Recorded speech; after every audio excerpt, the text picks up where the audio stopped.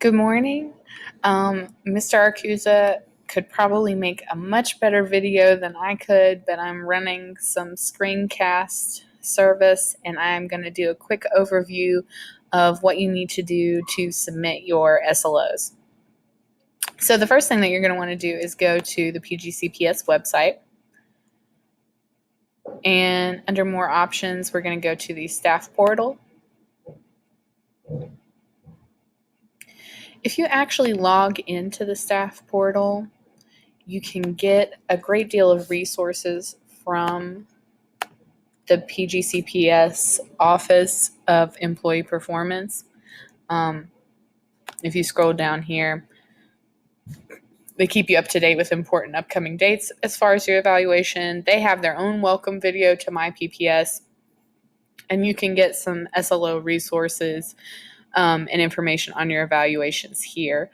While I find this information helpful, I still know that it may help to have a little rundown of what your SLOs will look like. So I'm going to go to MyPPS.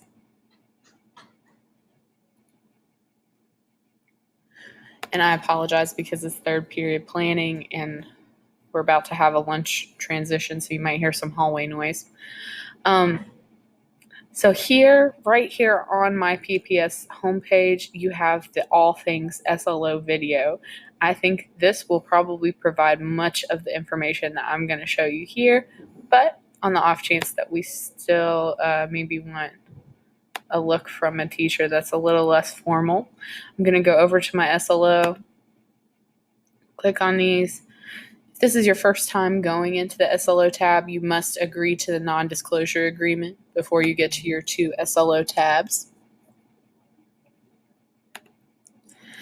I'm not going to spend a lot of time walking you step by step because I feel like, for example, on the step one with the data review, when you complete it, there is a section underneath each one to tell you how to take care of that. I pulled up historical data using Performance Matters, and that's also how you're going to get your data from your pretest scores. And so you'll go through each step all the way down. Like I said, they really have the resources that you need in there to complete these steps. And then to make sure that you have what you need to do the data review as well as the SLO roster and put the scores in, I'm going to go back and show you how to get to that in Performance Matters. So you use MyPPS to develop your SLO, as well as track how you're doing on your formal or informal evaluations, depending on if you're on cycle or not. Performance Matters is where you're going to get their scores. So I go to the Launchpad and then to Test Center.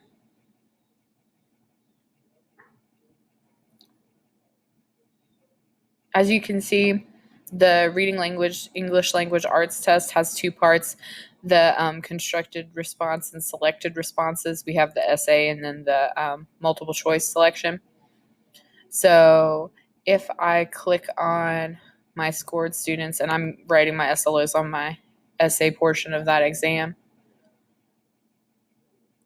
it breaks it all down. I usually want to look at item detail so I can see what particular scores they got on different sides of the rubric. Now it will give you all of your students, so all 150 of mine are in here. In order to narrow this down into just the scores that I need, I'm going to create a filter. So I'm going to click Additional Filters, Create or Edit Filter, and then I'm going to go to the Class filter and select my specific class that I'm using for my SLO. So for me, I think it is my, yes, English Language 9 Honors, Section 153. I hit OK. After I put that filter on, when I scroll back down and I'm still on the item detail side, now I see all of my students that are in that class. To make it even more easy for myself, I'm going to put them in alphabetical order.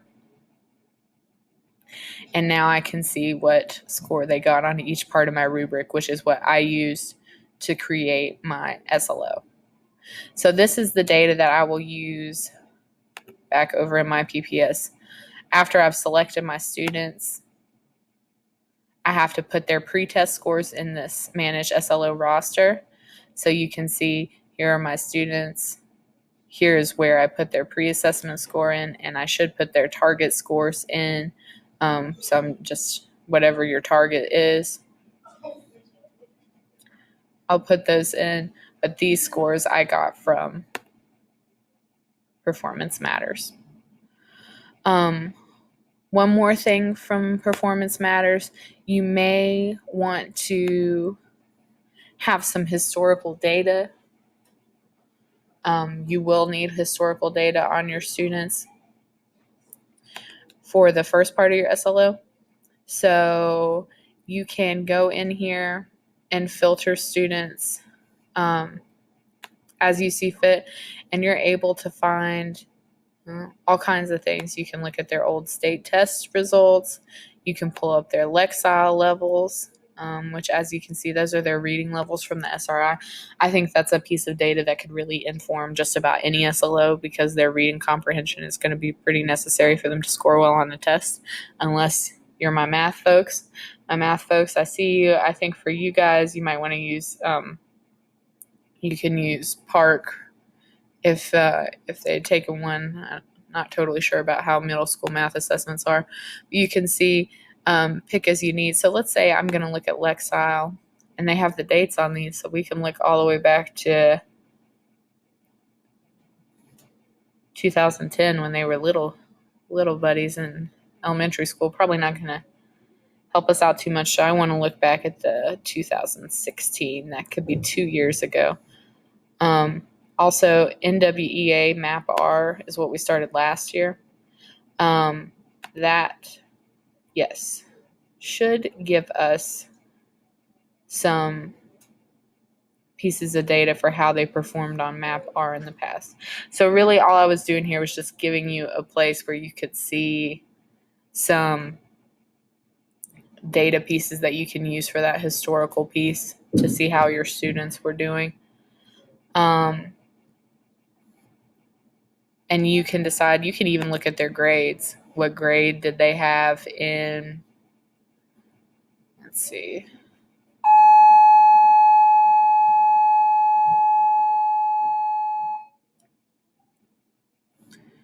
So I'm going to look at,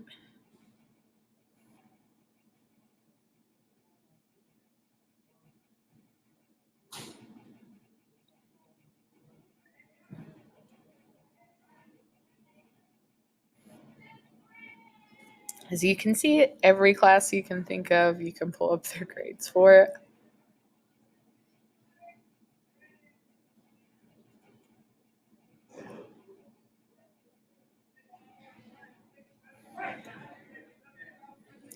All right, here's all my relook grades. My kids would have been in relook 8 honors probably.